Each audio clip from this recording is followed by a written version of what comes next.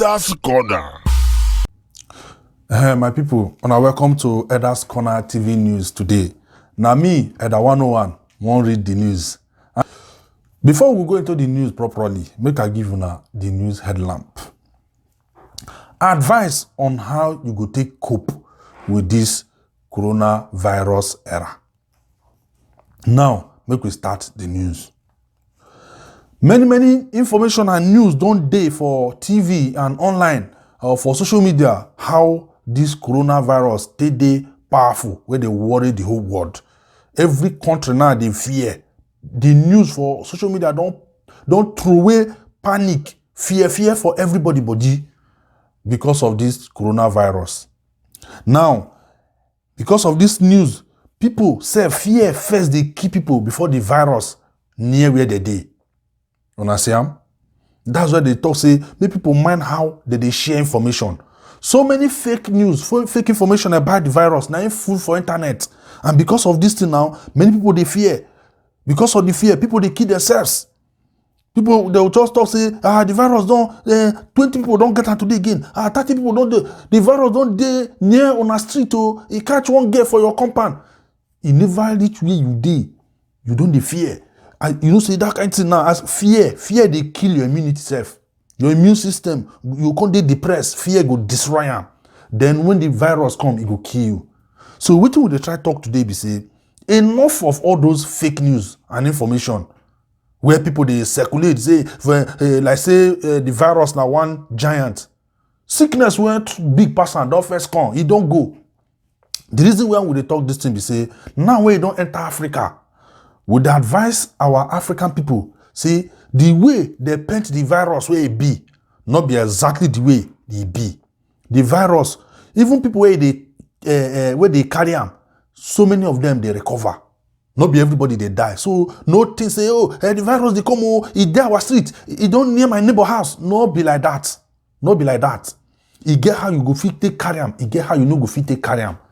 You know, say for Africa now, our government, some of them know they try. They no go know how to curtail this problem. So now make us come to say we go talk this news so that we will give una hope. Say this virus, it no go do on anything. It no go reach your area. And if it reach, you go know how to handle them. Now, we want to remind una say make anybody no fear the virus. The only thing you need to do now, they eat things where you know say go boost your immune system. Because the virus now when people where they affect now people when their immune system they low. So if the virus attack them, their body no go fit fight back. So make sure say they take things where contain a lot of vitamin C. They take orange where and fruit, so that the virus if it come it go be like normal sickness, it go again. But they hope say it no go come near you. So this thing now people elderly people where their immune system don't already destroy because of old age. Now then they kill mostly. People who don't do like 60, 65 and above. You know, they do, if you catch children, if you catch youth, you can't other people, you know, go do them anything. But those ones where they say, they don't take care of their immune system, that they drink and they smoke different things, where they disturb their immune system, they get breath issue. Now, those people, now they affect. So, make sure say you take good care of your health. Eat well.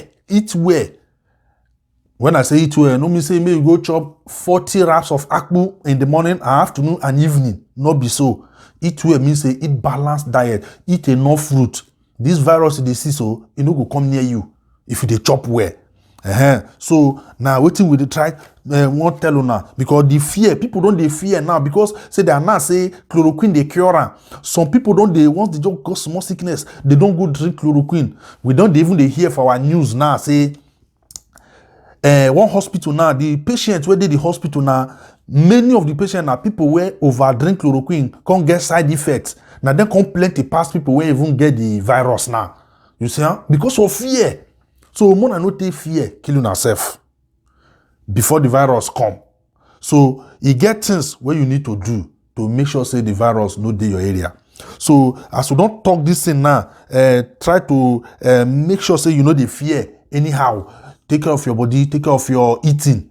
Now, make we tell you things where you will need to do so that it no go come near you, especially for Africa. Because all these things now within African people, not they practice well before. Now, we want to tell you now. Number one,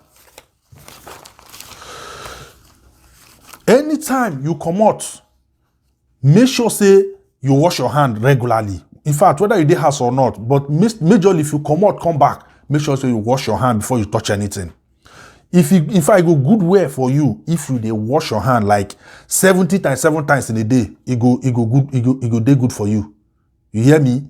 Because we know how this virus is stubborn, but they wash your hand, you no get power this ordinary soap. Number 2, if you dey sneeze or dey cough, make sure say you no cough enter air, because if you don't get them, you go come spread them. So what you go need to do, make you fold your elbow, sneeze, put like this, or you cough, so that all the virus, if you don't get them, no go escape, go touch other people. The next one be say, make you know they use your hand, they rub your eyes, they rub your nose, they put for your face.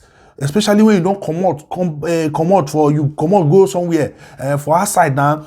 Small time you go put hand for face, you rub your, not really children no, but adults they do and reflect action. So you go monitor your hand, make sure so you know use and they rub your face anyhow. It go do you many good.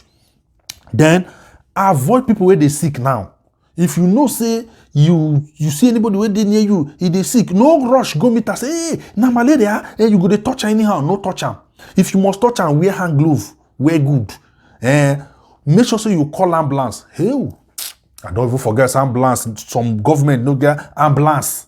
They no get ambulance. One governor they announced say they don't train 5-men response team for each of the local government for Nigeria. 5 people for a full local government. You see, I say some people never ready for this thing. No. So as we talk so. Make sure say you call government, call something. No use your hand, they rob the person where get sickness for your area.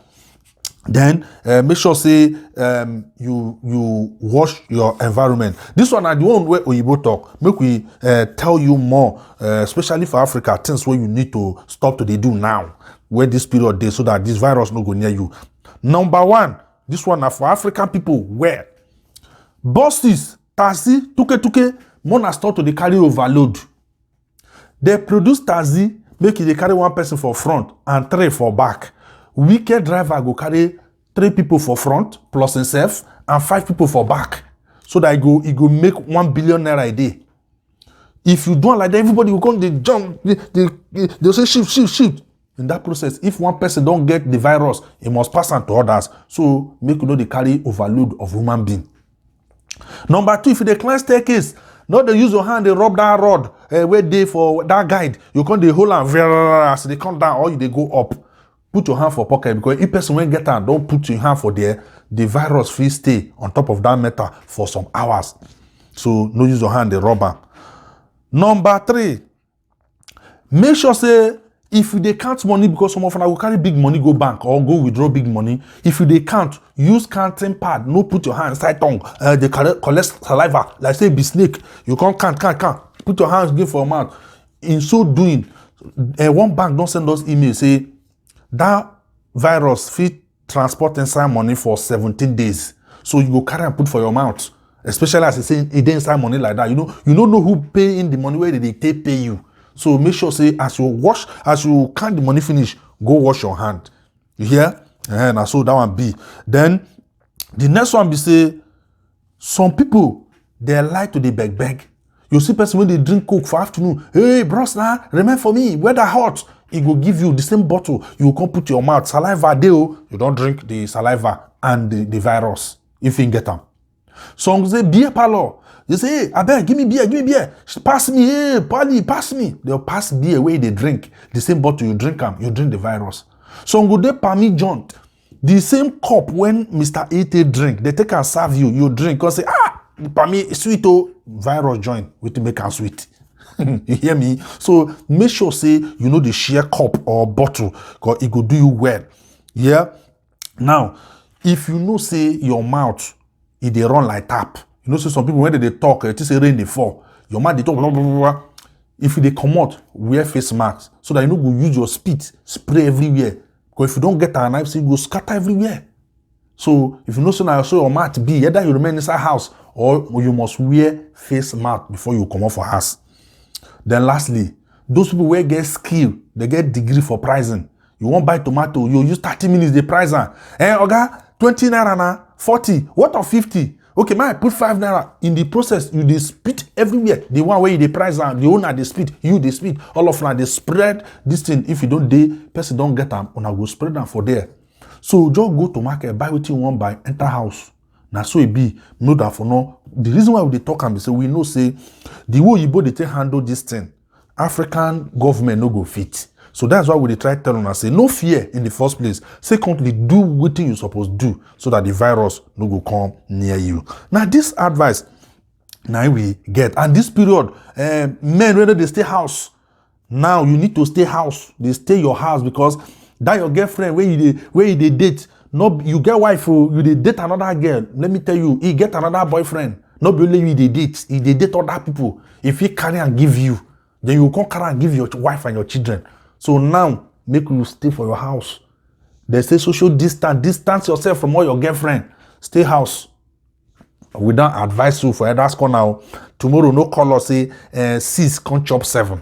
And now so the advice be for today. My people, now me, and I want to one they give now this advice. And the news they come from Elders Corner.